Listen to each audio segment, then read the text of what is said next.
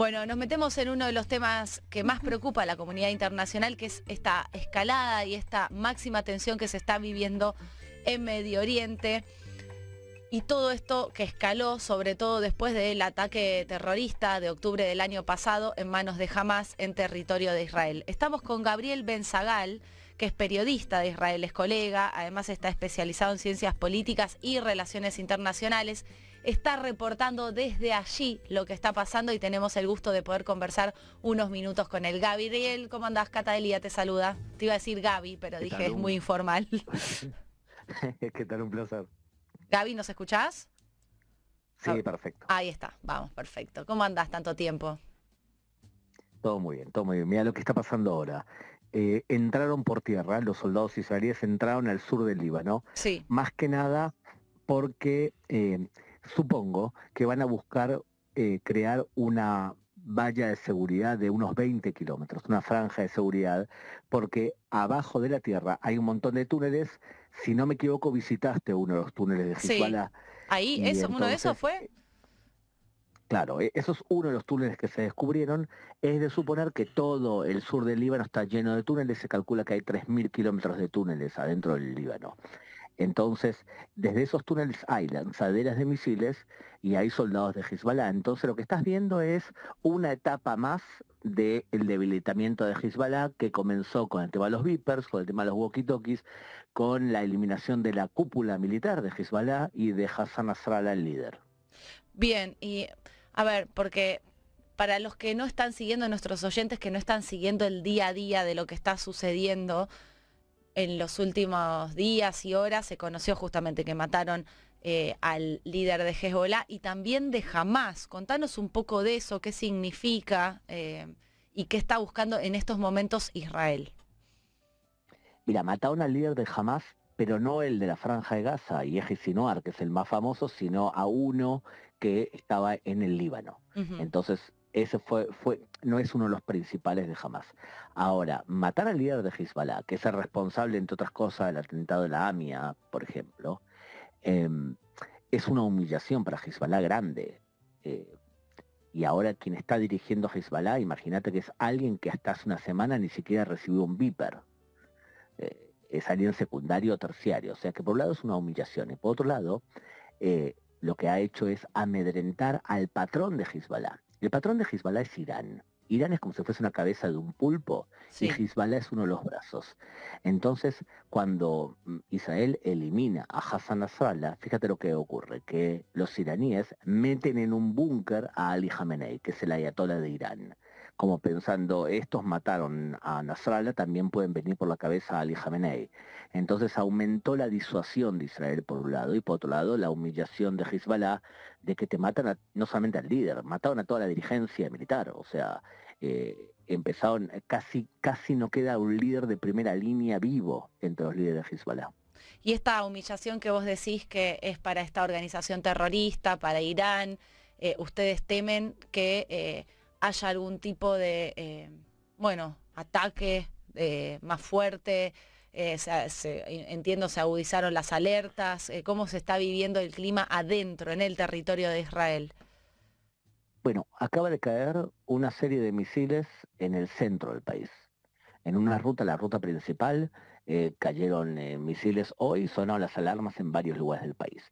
No es algo nuevo, o sea, la población está bastante entrenada que cuando hay alarmas hay que entrar a los refugios y esperar que te indiquen que hay que salir, o sea que hay cierto entrenamiento.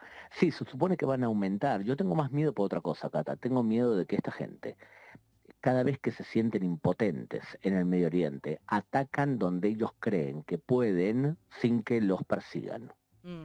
Te voy a dar un ejemplo puntual. En el año 92, Israel mató al líder anterior de Hezbollah, al primero, se llamaba Abbas Musawi. Y Abbas Musawi lo mataron en febrero del 92. Y 2 semanas después, Hezbollah anuncia que ellos volaron la embajada de Israel en Argentina como venganza a Abbas Musawi. Entonces, ese tipo de patrón de conducta se repite varias veces en la historia de Hezbollah. Claro, lo que vos O sea que tenés. tengo miedo por eso. Claro, tenés miedo de que pase en un país como la Argentina, donde encima hay impunidades de la justicia argentina para juzgar a los responsables de los atentados de la Embajada de Israel a la AMIA, ¿no? Porque en definitiva la justicia argentina todavía no logró condenar a nadie, lo cual es una vergüenza. Ahora bien, vos decías, adentro de Israel están acostumbrados, pero es un momento de máxima tensión por justamente haber humillado a la organización terrorista de Hezbollah.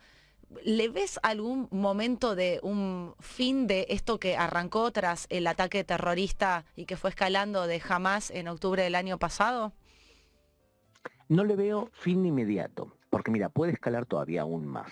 O sea, sí, Hezbollah está muy debilitado y eso no significa que Hezbollah esté destruida, porque una ideología no la matás matando a 20 líderes, sino que es un constante replicar en contra de su fuente de financiamiento, sus misiles, sus líderes, sus túneles. Entonces es un trabajo que hay que hacer en general. Pero puede escalar aún más y puede escalar si Irán decide que sale a defender a Hezbollah y se la juega a una guerra abierta con Israel. Yo personalmente no creo que eso ocurra, eso por un lado.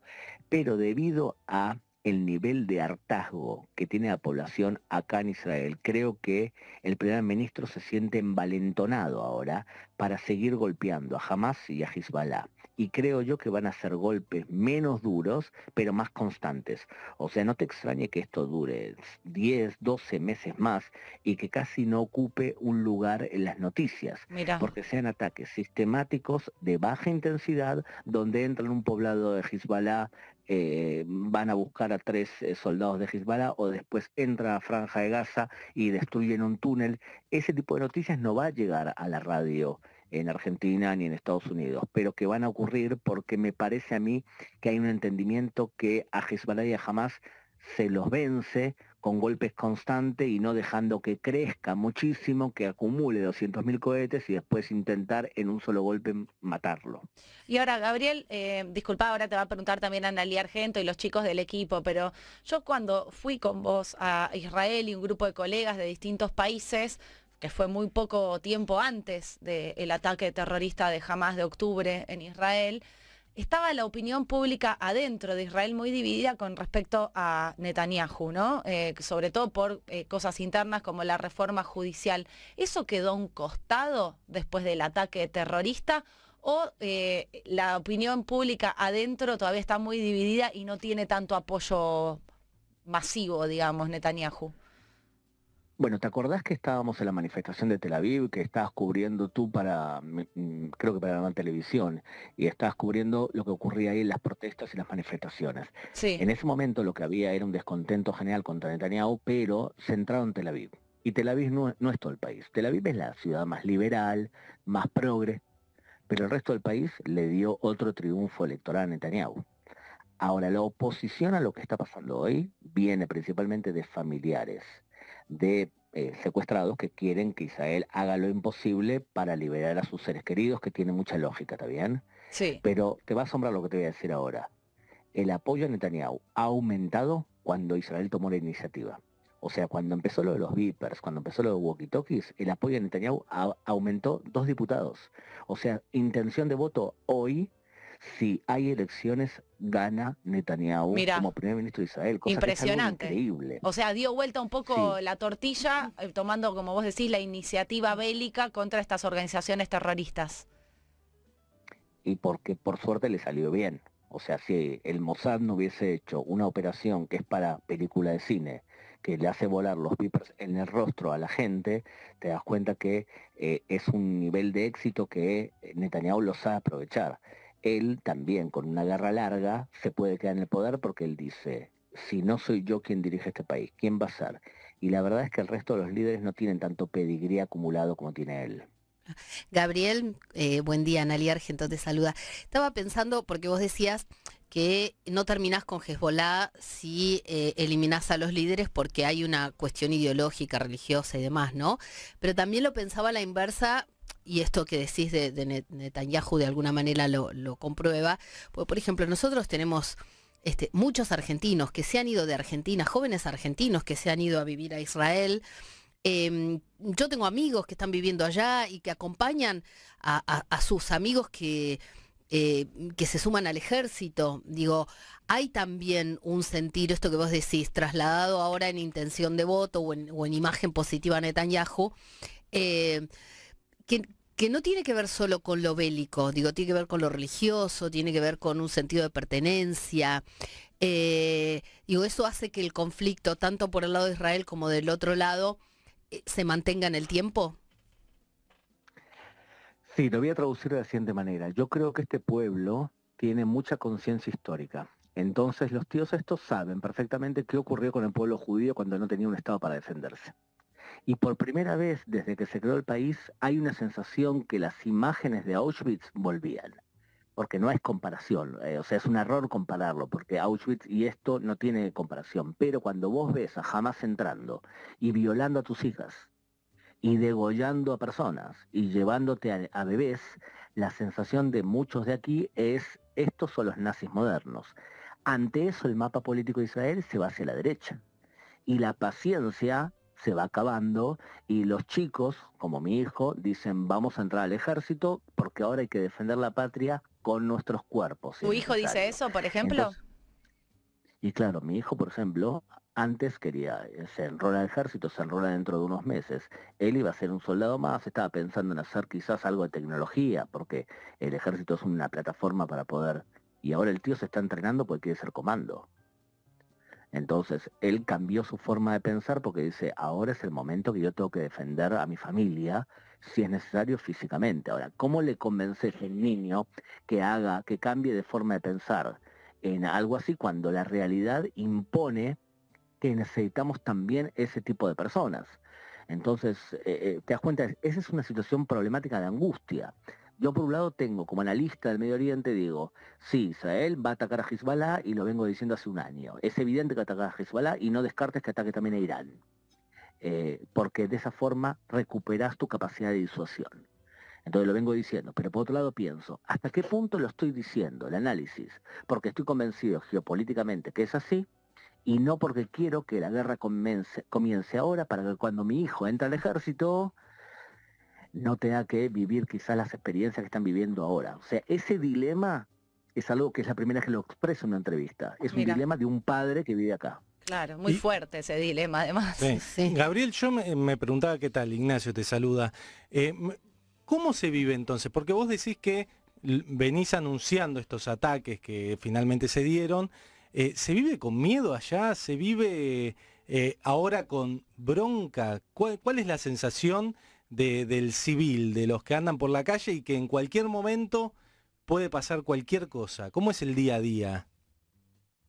Mira, hace unos meses estuve en Buenos Aires y tenía que enviar una crónica a un diario con urgencia, ¿está bien? Entonces saqué mi laptop en el subte B y Sí. viene una señora Mm. divina y me dice, muchacho, no saques la computadora, te la van a robar. Sí.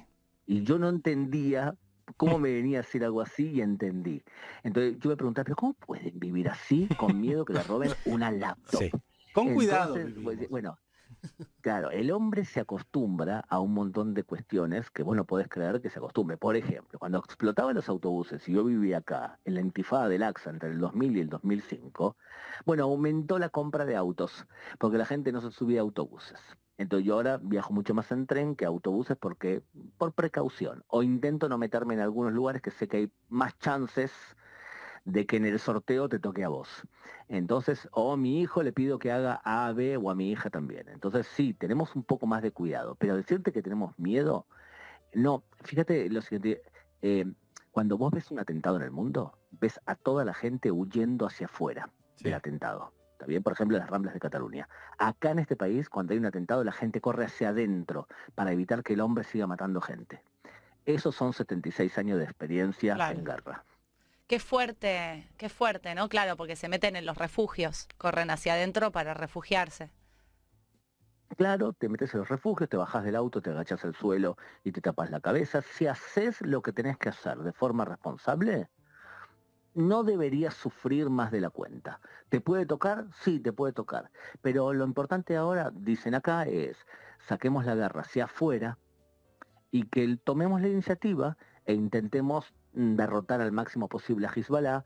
Y sabes lo que ocurre es que en las últimas horas, días, estoy viendo que muchos líderes de opinión empiezan a entender que Israel está ganando una guerra que ellos también deberían luchar, por ejemplo en Europa, porque el radicalismo islámico golpea contra Israel, pero también golpea más fuerte en Europa, y no estoy seguro que algunos gobiernos se dan cuenta hasta qué punto tiene problema adentro, como diría Maradona.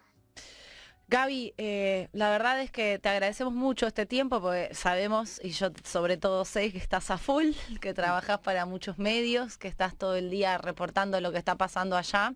Así que nada, estamos muy agradecidos de que te hayas tomado estos minutos para explicarnos un poco qué está pasando en estos días y hacia dónde va, sobre todo esta escalada bélica. Porque bueno, es muy difícil, incluso si uno ha ido a Israel o no, entender desde Argentina lo que está pasando allá. Así que te agradecemos. Un placer escuchar nuevamente tu voz, Cata. Lo mismo Bye. digo, Gaby, hasta la próxima, ¿eh? Bueno, estamos hablando con un muy buen periodista que vive en Israel, que se llama Gabriel Ben-Zagal. Tuvimos la suerte con Inés Capdevila del Diario de la Nación de conocerlo en un viaje de Bnei Brit, justo un mes antes de que pase este ataque terrorista tan horrible de Hamás en territorio israelí. Y la verdad es que bueno, nos trató de explicar para que podamos entender con ojos argentinos lo que está pasando allí y qué significa que hayan matado al máximo líder de Hezbollah y que espera Israel en los próximos días.